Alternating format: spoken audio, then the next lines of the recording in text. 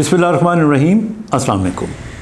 हमारे यहाँ अक्सर लोगों में ये कन्फ्यूजन पाई जाती है कि अगर खुदा न खास्ता किसी को फालिज हो तो राइट साइड का फालिज अगर हो और लेफ़्ट साइड का, तो दोनों में क्या फ़र्क होता है और दोनों में से ख़तरनाक कौन सा होता है। अब इसमें मैं आपको एक दो पहले इम्पॉर्टेंट बातें बता दूँ। पहली बात तो ये है कि फालिज चाहे राइट साइड का हो या लेफ़्ट साइड का हो, ये डिपेंड करता है कि अंदर नुकसान कितना हुआ है।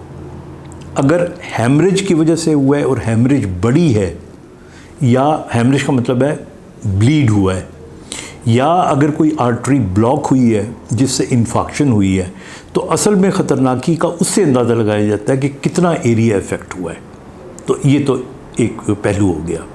अब अगला पहलू है कि अगर राइट साइड पे हो या लेफ़्ट साइड पे, आम तासुर अगेन ये है कि लोग शायद ये समझते हैं कि लेफ़्ट साइड पे हार्ट होता है, तो लेफ़्ट साइड का जो फालिज है उसमें हार्ट भी शायद इन्वॉल्व होता होगा। तो ये बिल्कुल गलत है, ऐसा कतई नहीं है। बल्कि यूँ कहना चाहिए कि राइट साइड का जो फालिज है उसमें कमज़ोरी के अलावा बोलने की सलाहियत भी ख़त्म हो जाती है। यानी इसको हम एफेजिया कहते हैं, यानी आपकी टांग में ताकत कम हुई, आपकी बाजू में ताकत कम हुई और आपकी बोलने की ताकत भी कम हो सकती है। ये डिपेंड करता है कि फालिज की लेवल क्या है। इसके मुकाबले में अगर लेफ़्ट साइड का फालिज होता है तो आपकी टांग की पावर भी कम हो जाती है, बाजू की भी कम हो जाती है, लेकिन बोलने को कुछ नहीं होता। स्पीच आपकी ठीक रहती है, लेकिन स्पीच तो ठीक रहती है, लेकिन आपको एक और, जैसे वहाँ पे हमने कहा कि पेशेंट को एफेजिया होता है, यहाँ पे जो चीज़ है उसको हम एप्रेक्सिया कहते हैं। ऐसे लोग जो होते हैं बोल तो लेते हैं, लेकिन उनके अंदर चीज़ों को कोऑर्डिनेट करने की सलाहियत कम हो जाती है। अब मैं आपको मिसाल देता हूँ। मसलन एक आदमी को लेफ़्ट साइड का पैरालिसिस हुआ और उसको एप्रेक्सिया हुआ। आपने उसको माचिस दिखाई तो पूछा ये क्या है, तो वो कहेगा माचिस।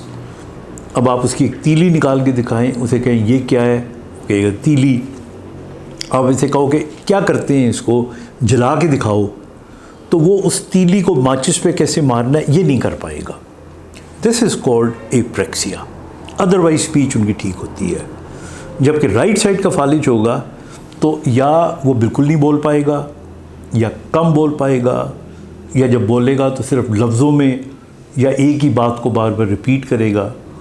ये यूजुअली ऐसा होता है, वो 100% नहीं, उसमें बहुत सी वेरिएशंस हो सकती हैं। डिपेंड करता है कि ब्रेन का कौन सा हिस्सा डैमेज हुआ है।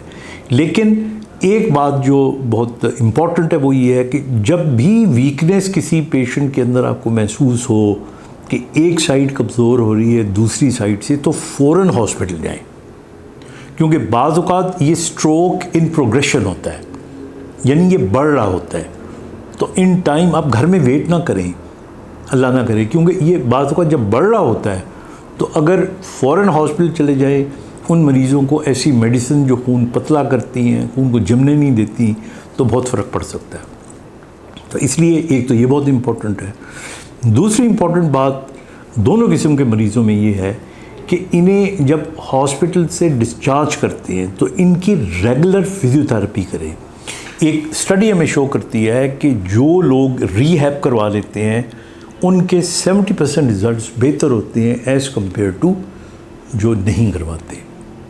और तीसरी इम्पॉर्टेंट चीज़ ये है कि ये मैंने अपनी प्रैक्टिस में देखा है कि ज़्यादातर जो स्ट्रोक के पेशेंट आते हैं, हैमरेज के ख़ास तौर पे, ये वो लोग होते हैं जो ब्लड प्रेशर की दवाई खामखा कुछ दिनों के लिए मिस कर देते हैं, या वो सुस्ती करते हैं, बाज़ार से ख़रीदते नहीं हैं, या उनके पास नहीं होती तो कहते हैं कोई फ़र्क नहीं पड़ता, 2-3 दिन नहीं खाई तो क्या हुआ। ऐसा नहीं है, आपका ब्लड प्रेशर फ्लक्चुएट कर सकता है और हैमरेज हो सकती है। तो इसलिए जिन लोगों को एक दफ़ा खुदा न खास्ता स्ट्रोक हो, उनको री स्ट्रोक भी हो सकता है। तो इसलिए उनको बहुत केयरफुल होना चाहिए। आप सब को अपना ख्याल रखना चाहिए। इजाज़त चाहिए।